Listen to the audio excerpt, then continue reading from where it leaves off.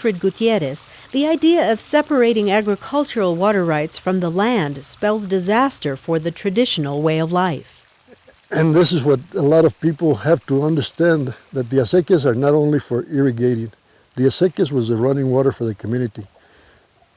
The people use the acequias for water, for drinking, for cooking, for bathing, for everything. When I was a kid, we used to haul in buckets, my sisters and I, and we used to haul water from here up to the little hill.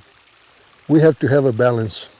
I think New Mexico will not be New Mexico if you see nothing but subdivisions here and rooftops and streets and all that. What I see here,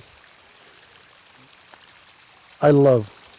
In the state of New Mexico, it's always been my position that it's good to maintain a traditional way of life, but if you maintain it at the expense of not enabling the state to grow economically, then you doom our future generations to low-paying jobs or moving out of state.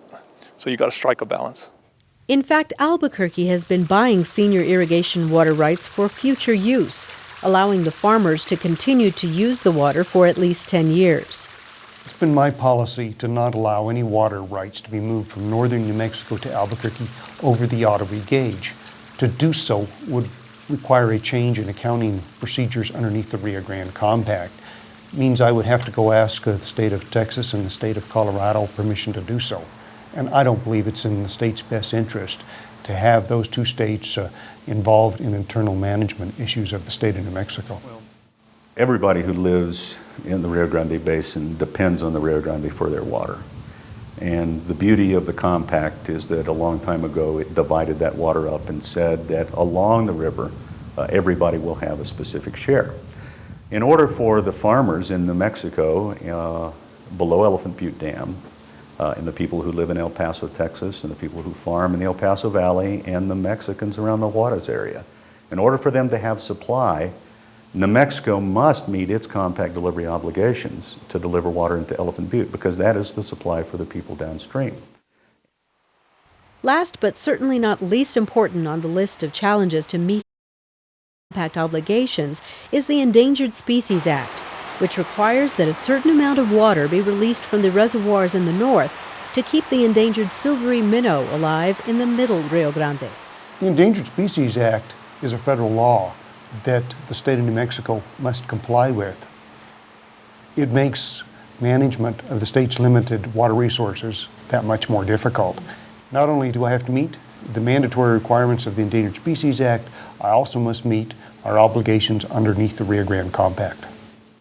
There's not enough in-stream flow. If the riparian ecosystems are not healthy, the river will not function. If the river doesn't function, New Mexico doesn't meet its compact obligations, which will cost every New Mexican a great deal of money.